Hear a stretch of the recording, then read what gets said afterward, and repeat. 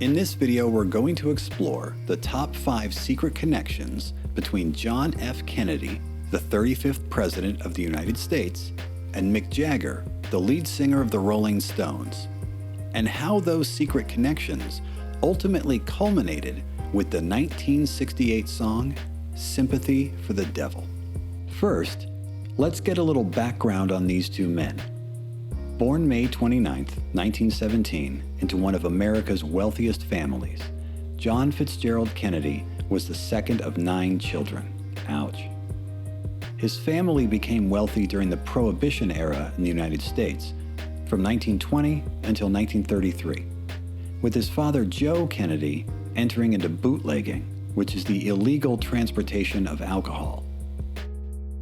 Famous criminals, including Lucky Luciano and Frank Costello, say that they worked with Joe Kennedy in a bootlegging operation, selling alcohol to none other than Al Capone.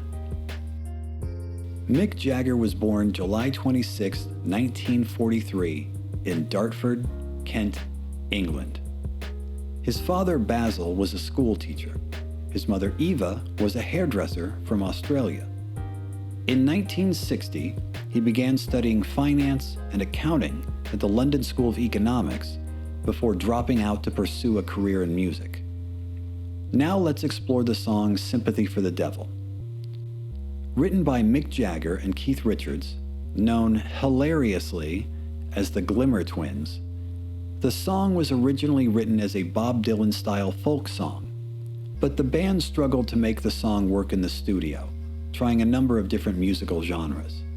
It was Keith who suggested changing the tempo to around 116 beats per minute and using additional percussion, turning the folk song into a samba. According to Wikipedia, the song focuses on atrocities in mankind's history from the devil's point of view. References include the trial and execution of Jesus Christ, European Wars of Reformation, the Russian Revolution, World War II, and the assassination of the Kennedy brothers, John and Robert. Background checks complete. Now on to the secret connections. Number 1. In 1960, John F. Kennedy was elected president. At age 43, he became the second youngest president in history and the first Catholic president. That same day, Mick Jagger met Keith Richards at Dartford railway station. The two had previously been classmates, but weren't yet friends or bandmates. This encounter is what started the Rolling Stones, as Mick and Keith bonded over their shared love of American rhythm and blues music. Number 2. On Monday, September 26, 1960, JFK was part of the first ever televised presidential debate, competing with Richard Nixon for President of the United States and the right to bang Marilyn Monroe. The series of debates was watched by millions of viewers in the United States and abroad. One such viewer was none other than Michael Philip Jagger, aka Mick Jagger. Mick was excited by the TV president JFK, who offered a young, energetic alternative to Nixon and the status quo. But it was JFK's famous moon speech that really set off Jagger's obsession with the president. Mick was 19 at the time and becoming interested in world politics, having been born during World War II, when the German Air Force was bombing the United Kingdom during what came to be known as the Blitzkrieg, which is German for lightning war. Mick Jagger references this in the line, "I rode a tank, held a generous rank, when the Blitzkrieg raged and the bodies stank." Number 3. Mick is said to speak favorably of JFK, not only because he spoke to the youth of America at the time through television, but because Mick Jagger attended the London School of Economics, where Kennedy attended briefly before ill health forced him to return to the United States. While studying at the London School of Economics, Mick Jagger read Kennedy's book, Why England Slept, and became obsessed with the American president. Number 4. We all like to emulate our heroes, and Mick Jagger is no different.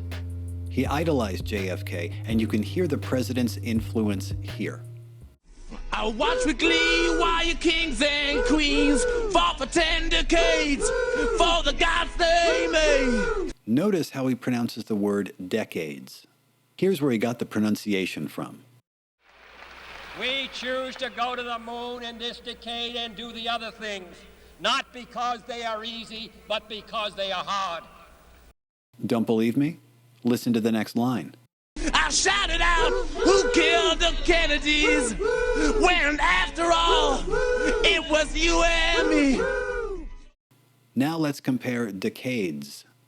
In this decade, Fought for 10 decades. in this decade, Fought for 10 decades. decade, Decades. decade. Decades. Number 5. Jagger famously praised the film 2001: A Space Odyssey, saying, "It was one of the best movies I've ever seen. And I'm Mick Jagger. My dick." He also wrote and released the song 2,000 Light Years from Home, so we know he's a closet space nerd. Number 6. Shortly after 12:30 p.m. on November 22nd, 1963, in Dallas, Texas, JFK and wife Jackie Onassis were part of a motorcade riding through Dealey Plaza when he was shot in the head and neck. His last words to his wife were, "Marilyn." Mystery and confusion have shrouded the true story of why the assassination happened and who was really pulling the strings. There is debate to this day about the number of shooters involved and their locations at the time of the event. Number 7. John F. Kennedy died November 22nd, 1963, at the age of 43. Every American tour during a year ending in the number 3, the Rolling Stones have played a show in Dallas, Texas, on November 22nd. Number 8. On June 6, 1968, Robert Kennedy was assassinated at the Ambassador Hotel in Los Angeles, California. The name of the restaurant in that hotel at that time was the Olympic. That same day, the Rolling Stones were in Olympic Studios writing and recording Sympathy for the Devil, both the song and the film with Jean-Luc Godard. Upon hearing the news that Robert Kennedy had been assassinated, Mick changed the lyric from "I shouted out who killed Kennedy" to "The Kennedys." Quick side note. For some reason, Keith was dressed like Jackie O that day. Quick side note. Remember when I said that Sympathy was originally written as a Bob Dylan-style folk song? Check out this clip and listen to how Mick pronounces the lyrics. Oh, what's puzzling you? The nature of my game. Conclusion. Are these synchronicities preordained? Did fate cosmically intertwine these men? Does life have meaning after all? Or are they just a series of strange and interesting coincidences? You decide. Tune in next time when we discuss Mick Fleetwood's balls. Have a great day, and thanks for watching. Mick Jagger is a known conspiracy theorist and general tricky person.